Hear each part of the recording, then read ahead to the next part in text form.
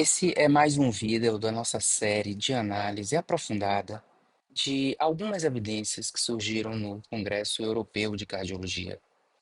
Eu fiz alguns vídeos falando do estudo da digoxina e hoje eu vou falar desse estudo que merece reflexões, que é esse estudo DANCAVAS, né, que avalia o efeito de rastreamento de doença cardiovascular em indivíduos idosos de 60 a 64 anos.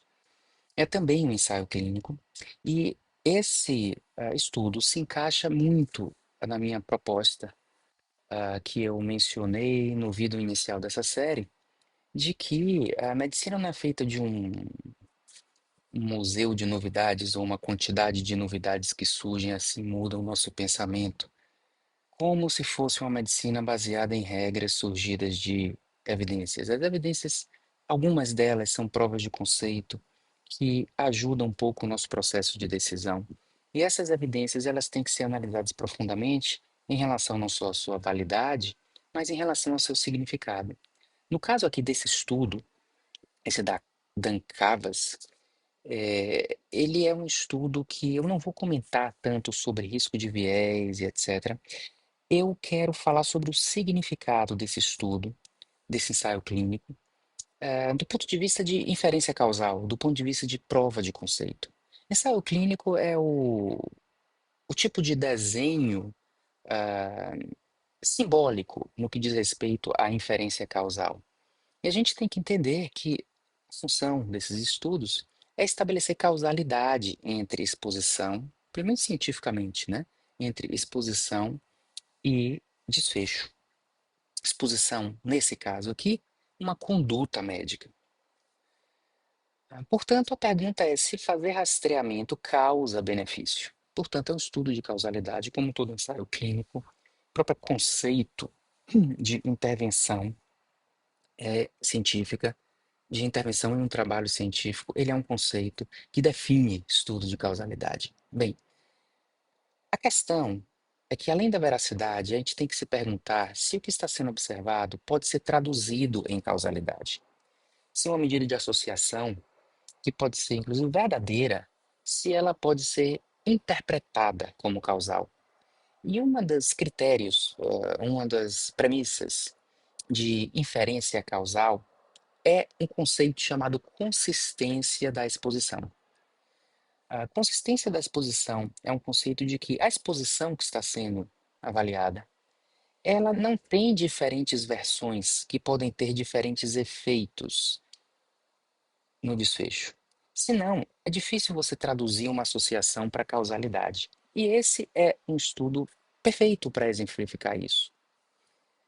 Ah, por quê? Eu digo assim, eu vou testar rastreamento de doença cardiovascular. O que significa isso? Existem muitos tipos de rastreamento.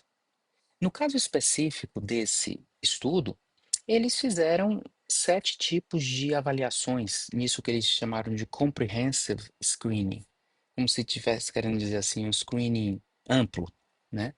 Eles fizeram score de cálcio, fizeram também com a tomografia avaliaram se existe aneurisma de aorta, índice tornozelo braquial, né, para avaliar a doença periférica, arterial periférica e também hipertensão descontrolada.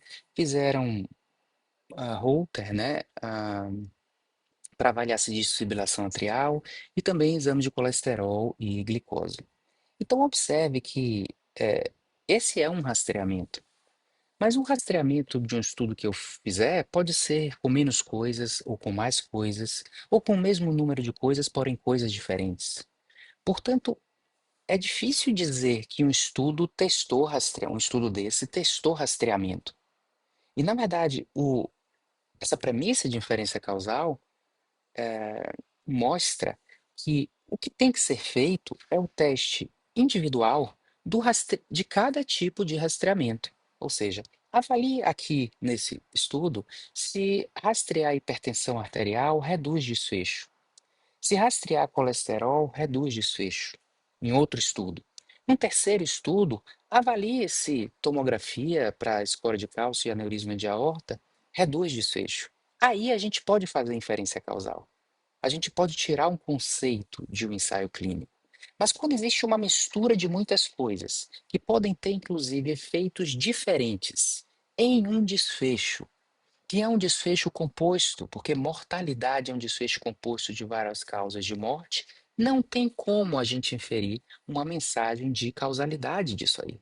Porque o rastreamento do colesterol ou da pressão arterial, ele pode estar tendo benefício, e provavelmente tem, porque nesse caso é rastreamento de causa de doença, e o rastreamento da tomografia de coronária, que não está rastreando causa, mas a doença em si, está diagnosticando uma doença aterosclerótica, um aneurisma, pode ter um efeito, quer dizer, por ser rastreamento de doença e não de causa de doença, já tem um efeito menor, e os efeitos negativos na morte podem anular os efeitos positivos. Então, o que eu estou dizendo é que são coisas diferentes, agindo de maneira diferentes nesse desfecho que já é composto, e, portanto, não tem como tirar uma mensagem.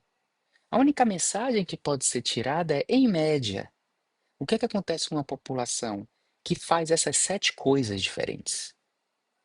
Mas não é uma mensagem conceitual que você pode aplicar ou generalizar para outras realidades. E em um outro país não vai fazer essas sete coisas. E a gente pode perguntar, ok, essas sete coisas não funcionaram, mas se eu fizer seis, se eu tirar uma delas, se eu tirar disso aí a avaliação de doença arterial periférica, que pode ter levado a procedimentos e etc., e prejudicado as pessoas. Ou seja, não tem como retirar uma mensagem de causalidade.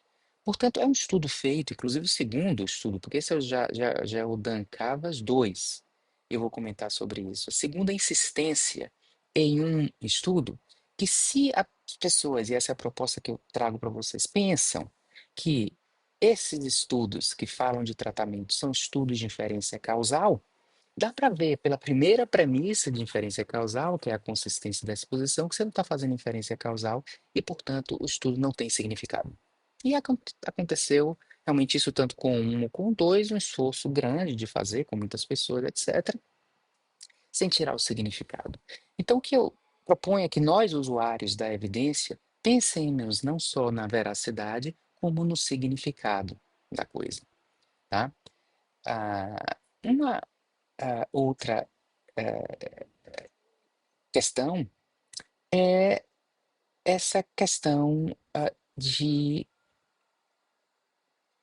que, na verdade, muito provavelmente, ah, benefício existe em algumas pessoas. É esse entendimento que, quando a gente faz um estudo, o que a gente está vendo é o efeito médio do tratamento. Não é um efeito em todas as pessoas, ok?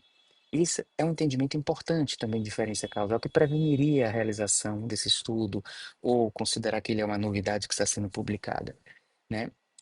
O que acontece é que nós já sabemos, por plausibilidade extrema, que em algumas pessoas diagnosticar um grande aneurisma de aorta vai salvar a vida delas.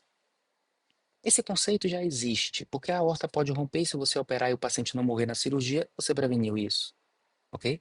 E quando a gente diz, inclusive, que rastreamento de doença coronária, desentupir um vaso, no assintomático não tem benefício clínico, aquilo ali não está dizendo que não tem benefício clínico em ninguém. Nós também já sabemos que, se aquele paciente que rastreou tiver uma lesão de 99% no tronco da coronária esquerda, ele vai se beneficiar.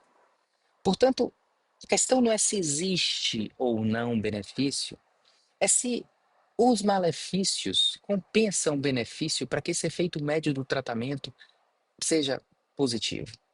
E nesse caso do rastreamento dessas doenças, os estudos já mostram, e através até mesmo modelos, modelagem matemática, já mostram que o efeito, o tamanho do efeito do rastreamento de doença, não tanto de rastreamento de fator de risco, mas do rastreamento de doença, é pequeno. De doença, eu não estou dizendo de prevenção, como colonoscopia que tirou a causa do câncer, como HPV que tirou a causa do câncer, ou como colesterol que tirou a causa do infarto. Não estou falando isso, estou falando em diagnosticar. Isso já é previsível. Por quê?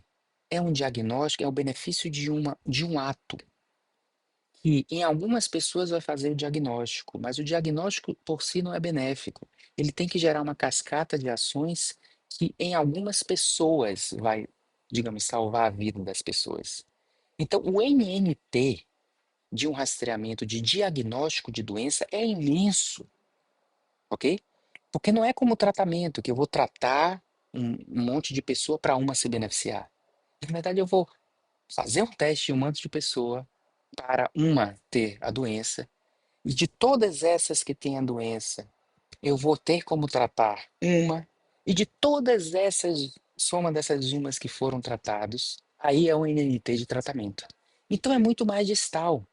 E, portanto, a gente sabe que o efeito é muito pequeno.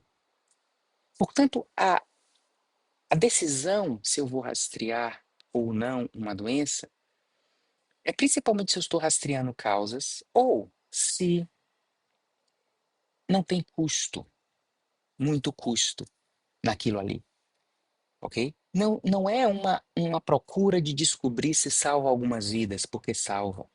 A questão é a econômica, custo ao paciente versus probabilidade de benefício.